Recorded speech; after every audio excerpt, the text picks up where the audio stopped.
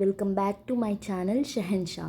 మా ఛానల్ కనుక మీరు ఫస్ట్ టైం చూస్తుంటే మా ఛానల్లో life style, cooking, travel vlogs అన్నీ ఉంటాయండి. మీకు కనుక నచ్చితే లైక్ చేయండి, షేర్ చేయండి, సబ్స్క్రైబ్ చేయండి. ఈరోజు నేను మీకు చూపించబోయేది ఏంటంటే పుట్టగొడుగులు కూర ఎలా తయారు చేసుకోవాలి అని. సో వర్షాకాలం వచ్చిందంటే చాలు మనకి పుట్టగొడుగులు దొరుకుతాయి కదండి.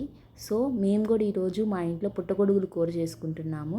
దాన్ని ఎలా చేసుకోవాలి, దానికి కావాల్సిన పదార్థాలు ఏంటి, దాన్ని సింపుల్గా టేస్టీగా మన ఇంట్లో మనం కూర ఎలా చేసుకోవాలని చూపిస్తాను. ముందుగా మనం పుట్టగొడుగుల్ని బాగా శుభ్రంగా క్లీన్ చేసుకోవాలి. ఈ విధంగా వాటిని తెల్లగా క్లీన్ చేసుకున్న తర్వాత మనకి ఈ కూరకు కావాల్సింది ఆనియన్స్, టమాటోస్ అండి. ఒక 2 ఆనియన్, ఒక టమాటా సరిపోయిద్ది.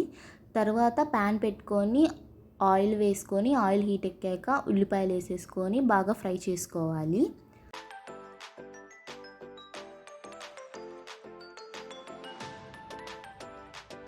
ఈ విధంగా మనం ఉల్లిపాయలని ఒక 5 నిమిషాలు బాగా ఫ్రై చేసుకోవాలి. ఉల్లిపాయలు కొంచెం బాగా దోరగా వేగిన తర్వాత అండి, ఇప్పుడు మనం ఇందులోకి 2 పచ్చిమిరపకాయలు వేసుకుందాము. వేసుకొని మనం బాగా ఫ్రై చేసుకోవాలి. కొంచెం దోరగా వేపుకున్న తర్వాత మనం ముందుగా శుభ్రం చేసి పెట్టుకున్న పుట్టగొడుగులను కూడా వేసుకొని బాగా కలుపుకోవాలండి. ఈ విధంగా మనం పుట్టగొడుగులను వేసుకొని కలిపేసుకోవాలి. ఈ పుట్టగొడుగులు ఉడకడానికి ఎక్కువ టైం ఏం పట్టదండి, త్వరగానే ఉడికిపోతాయి. తర్వాత మనం కాస్త తగినంత ఉప్పు వేసుకుందాము. పుట్టగొడుగులు వేసుకున్న తర్వాత కాసేపు వాటిని మగ్గనించి ఉప్పు వేసేసుకోండి. తర్వాత తగినంత పసుపు.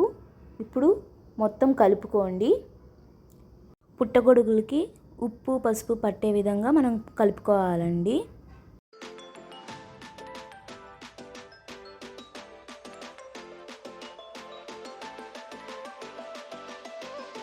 చూసారా, కొంచెం బాగా వేగేసరికి పుట్టగొడుగుల నుంచే మనకి నీళ్ళు అనేవి వస్తాయండి.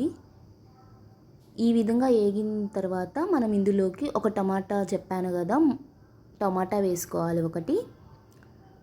ఇప్పుడు టమాటా కూడా వేసుకొని కొంచెం బాగా కలుపుకోవాలండి.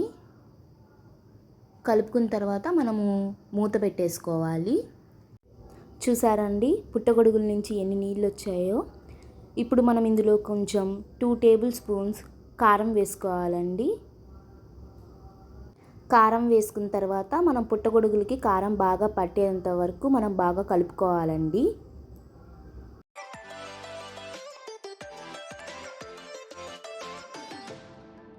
ఇప్పుడు మనం ఇందులోకి తగినంత వాటర్ పోసుకోవాలండి. మేము ఒక గ్లాస్ వాటర్ పోసుకున్నాము. మీకు ఇంకా ఎక్కువగా పులుసులాగా కావాలనుకుంటే ఇంకా ఎక్కువ వాటర్ పోసుకోండి. లేదు మాకు చిక్కగా కావాలనుకుంటే ఒక గ్లాస్ వాటర్ సరిపోతాయి.